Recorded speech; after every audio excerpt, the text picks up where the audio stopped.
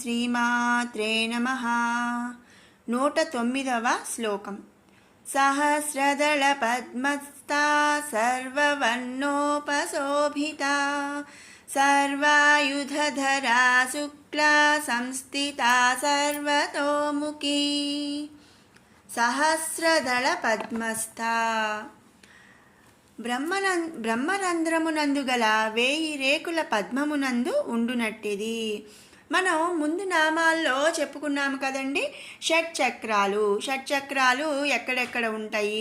ఈ షట్చక్రాలను అన్నిటినీ కలుపుతూ నడినెత్తి మీద ఉండేదాన్ని సహస్రారం అని అంటామని ఈ చక్రాల గురించి మనం చెప్పుకున్నాము.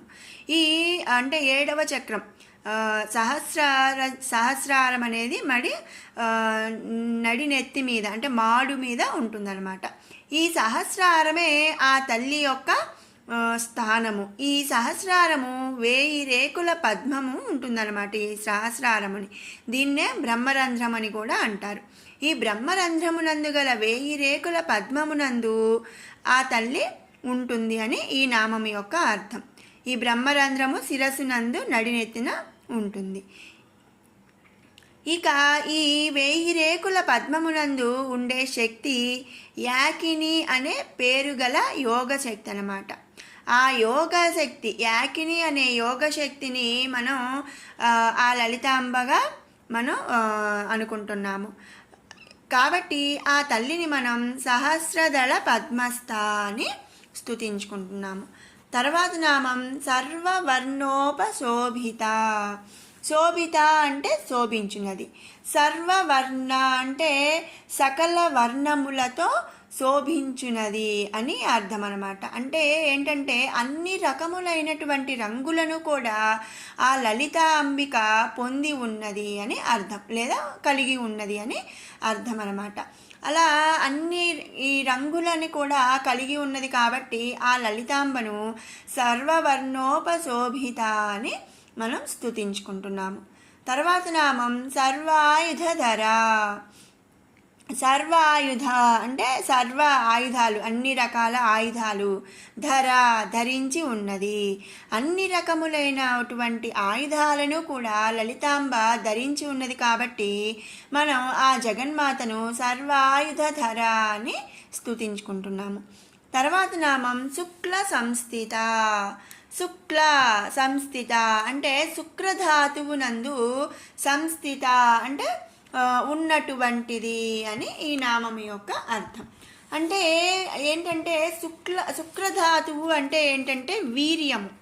ఈ వీర్యమునందు శక్తిగా వర్ధిల్లుతుంది అని ఈ నామం యొక్క అర్థం అన్నమాట.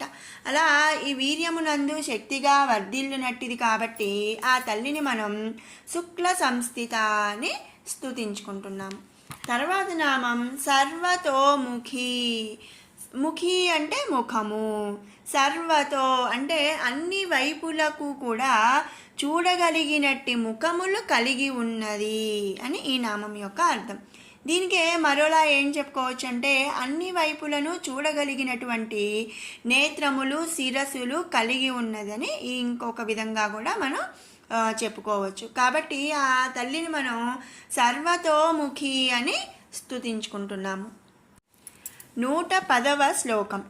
సర్వౌదనా ప్రీత చిత్తా యాకిన్యంబా స్వరూపిణి స్వాహా స్వధా మతిర్మేధా శృతి స్మృతిరనుత్తమా. సర్వౌదన ప్రీత చిత్తా అంటే అన్నముతో వండినటువంటిది లేదా చేసినటువంటి సర్వౌదన అన్ని రకముల పదార్థముల యందు కూడా ప్రీత చిత్త అమితమైన ఇష్టము కలది, లేదా ఇటువంటి పదార్థములను సమర్పించటం వలన సంతోషమును చెందునది. అంటే మనం ముందు నామాల్లో చెప్పుకున్నాం హరిద్రాన్నైక రసిక అంటే పులిహారందు అమితమైన ఇష్టమైనది. దధ్యన్నాసక్త అంటే పెరుగన్నమునందు ఆ తల్లి ఇష్టముతో ఉన్నది. ముద్గౌదనా చిత్త అంటే పెసరపప్పు అన్నీ కూడా కలిపి పులగాన్నములా చేసి పెడితే ఆ తల్లికి ఎంతో ప్రీతికరమైనది. ఇట్లా మనం అలాగే పరమాన్నమునందు ఆ తల్లి ఎంతో ఇష్టమైనది. స్నిగ్ధోదన ప్రియ, నెయ్యి కలిపిన అన్నమునందు ఇష్టము కలిగినది. ఇలా మనం అన్ని అంటే అన్నముతో చేసిన అన్ని రకాల పదార్థాలందు కూడా ఆ తల్లి ఇష్టము కలిగి ఉంది, ప్రీతి కలిగి ఉంది అని మనం ముందు నామాల్లో చెప్పుకున్నాము కదండి. దాన్ని ఇక్కడ సర్వోదన ప్రీత చిత్త అంటే అన్నముతో వండినటువంటి అన్ని రకముల పదార్థములు అందు కూడా అమితమైన ఇష్టము కలిగినది ఆ తల్లి కాబట్టి మనం సర్వోదన ప్రీత చిత్త అని స్తుతించుకుంటున్నాము. తర్వాత నామం యాకిన్యంబ స్వరూపిణి. యాకిన్యంబ అంటే యాకిని అను పేరు కలిగిన యోగిని శక్తి, స్వరూపిణి స్వరూపురాలు అని మనం ఇక్కడ చెప్పుకుంటున్నాము. యాకిని అను పేరు గల యోగిని శక్తి స్వరూపురాలు కాబట్టి మనం ఆ జగన్మాతను యాకిన్యంబ స్వరూపిణి అని స్తుతించుకుంటున్నాము. తర్వాత నామం స్వాహ. స్వాహాదేవి స్వరూపురాలు అని ఈ నామం యొక్క అర్థం అన్నమాట. యజ్ఞము పూజాదిక కర్మలయందు దేవతలకు ద్రవ్యములు సమర్పించినప్పుడు పలికే శబ్దం అన్నమాట.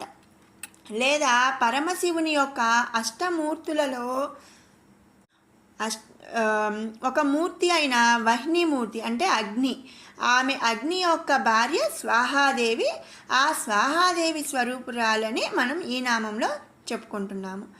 మనం మామూలుగా యజ్ఞం కానీ ఏదైనా హోమాలు చేసేటప్పుడు మనం చెప్పుకుంటాం కదండి, మనం మంత్రమంతా చదివి చివరికి మనం ద్రవ్యాన్ని సమర్పించేటప్పుడు స్వాహ అని మనం పలుకుతూ ఉంటాము. ఆ స్వాహ అనే ఆమె అగ్నిదేవుని యొక్క భార్య అన్నమాట. ఆ స్వాహ స్వరూపురాలని మనం ఇక్కడ చెప్పుకుంటూ ఆ తల్లిని స్వాహ అని స్తుతించుకుంటున్నాం. తర్వాత నామం స్వధా. స్వధా స్వరూపురాలు అని అర్థము. పితృదేవతలకు హాయము చేయు సమయాన ద్రవ్యములు సమర్పించు సమయాన ఈ స్వధా అని మనం పలుకుతూ ఉంటాము. ఆ స్వధాదేవి స్వరూపురాలు మన లలితాంబిక అని ఈ నామంలో చెప్పుకుంటున్నాము. కాబట్టి ఆ తల్లిని మనం స్వధా అని స్తుతించుకుంటున్నాము. తర్వాత నామం అమతిహి. అమతిహి అంటే ఇచ్ఛాస్వరూపురాలు. సృష్టి ప్రథమమునందు బుద్ధ్యాదుల సృష్టి జరగలేదు, అంటే బుద్ధి అవి ఏమీ లేవన్నమాట. కనుక ప్రథమ సృష్టి పరమాత్మ యొక్క ఇచ్ఛ చేత మాత్రమే జరిగినది. కనుక దేవి ఇచ్ఛాస్వరూపిణి అని ఈ నామంలో మనం చెప్పుకుంటున్నాము. కాబట్టి ఆ తల్లిని మనం అమతిహి అని స్తుతించుకుంటున్నాము. తర్వాత నామం మేధ. మేధ అంటే మేధస్సు లేదా బుద్ధి. ఆ మేధస్సు అంటే బుద్ధి స్వరూపురాలని మనం ఈ నామంలో స్తుతించుకుంటున్నాము. జీవులందు బుద్ధి కర్మగా కర్మలను జీవులందు బుద్ధి కర్తగా కర్మలను నిర్వర్తించును. అటువంటి బుద్ధికి ఆది దేవత స్వరూపురాలు అని అర్థం అన్నమాట. కాబట్టి మనం ఆ దేవతను మేధ అని స్తుతించుకుంటున్నాము. తర్వాత నామం శృతి. శృతి అంటే ఏంటంటే వినుట చేత వచ్చే జ్ఞానము లేదా వేద స్వరూపమయ్యి అని కూడా అర్థం అన్నమాట.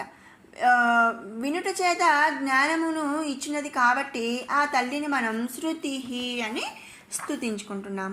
తర్వాత నామం స్మృతి. స్మృతి అంటే స్మరించుట చేత లేదా తలుచుకొనుట చేత అని అర్థం అన్నమాట. స్మరించుట చే స్మృతి అను పేరును పొంది ఉన్నది కాబట్టి మనం ఆ తల్లిని స్మృతి అని స్తుతించుకుంటున్నాము. తర్వాత నామం అనుత్తమ. ఈ సకల సృష్టి అందు 84 కోట్ల జీవరాశులందు సకల భూతములందు ఏది అత్యున్నతమైనదో అది పరస్వరూపము. అటువంటి పరమాత్మ స్వరూపిణి అని ఈ నామం యొక్క అర్థం అన్నమాట. కాబట్టి ఆ తల్లిని మనం అనుత్తమ అని స్తుతించుకుంటున్నాం. మనం ముందు నామాల్లో చెప్పుకున్నాము కదండి, ఆ తల్లి పరస్వరూపం అని పరమాత్మ స్వరూపం అని. ఆ తల్లి కంటే సరిసమానమైనది లేదా ఎక్కువైనది ఏది కూడా లేదు అని, అత్యున్నతమైన స్థానము ఆ తల్లిది అని మనం ఇలా ముందు నామాల్లో చెప్పుకున్నాము కదా. అలా అత్యున్నతమైనది ఆ పరస్వరూపము కాబట్టి, ఆ పరమాత్మ స్వరూపిణి కాబట్టి ఆ తల్లిని మనం అనుత్తమ అని స్తుతించుకుంటున్నాము. విన్నారు కదండి 109, 110 శ్లోకాల వివరణ. ఇప్పుడు 107 నుంచి 110 శ్లోకాల వరకు కూడా 2 సార్లు పారాయణ చేసుకుందాం. ఓం ధ్యానం అరుణాం కరుణాతరంగితాక్షీం ధృతపాశాంకుశపుష్పబాణచాపాం అణిమాధిభిరావృతాం మయూకైః అహమిత్యేవ విభావయే భవానీం. ధ్యాయేత్ పద్మాసనస్థాం వికసితవదనాం పద్మపత్రాయతాక్షీం హేమాభాం పీతవస్త్రాం కరకలితలసద్ధేమ పద్మాం వరాంగీం సర్వాలంకారయుక్తాం సకలమభయదాం భక్తనమ్రాం భవానీం శ్రీవిద్యాం శాంతమూర్తిం సకలసురనుతాం సర్వసంపత్ప్రదాత్రీం సకుంకుమవిలేపనామళికచుంబికస్తూరికాం సమందహసితేక్షణాం ససరచాపపాశాంకుశాం అశేషజనమోహినీమరుణమాల్యభూషోజ్వలాం జపాకుసుమబాసురాం జపవిధౌ స్మరేదంబికాం. ముద్గౌదనాసక్తచిత్తా సాకిన్యంబా స్వరూపిణి ఆజ్ఞాచక్రాబ్జనిలయా శుక్లవర్ణా షడాననా మజ్జా సంస్థా హంసవతీ ముఖ్యశక్తి సమన్వితా హరిద్రాన్నైకరసికా హాకినీ రూపధారిణీ సహస్రదళపద్మస్థా సర్వవర్ణోపశోభితా సర్వాయుధధరా శుక్లా సంస్థితా సర్వతోముఖీ సర్వౌదనా ప్రీతచిత్తా యాకిన్యంబా స్వరూపిణీ స్వాహా స్వధా మతిర్మేధా శృతి స్మృతిరనుత్తమా. మరొక మారు పారాయణ చేసుకుందాము. ముద్గౌదనాసక్తచిత్తా సాకిన్యంబా స్వరూపిణీ ఆజ్ఞాచక్రాబ్జనిలయా శుక్లవర్ణా షడాననా మజ్జా సంస్థా హంసవతీ ముఖ్యశక్తి సమన్వితా హరిద్రాన్నైకరసికా హాకినీ రూపధారిణీ సహస్రదళపద్మస్థా సర్వవర్ణోపశోభితా సర్వాయుధధరా శుక్లా సంస్థితా సర్వతోముఖీ సర్వౌదనప్రీతచిత్తా యాకిన్యంబా స్వరూపిణీ స్వాహా స్వధా మతిర్మేధా శృతి స్మృతిరనుత్తమా. ఓం శ్రీమాత్రే నమః.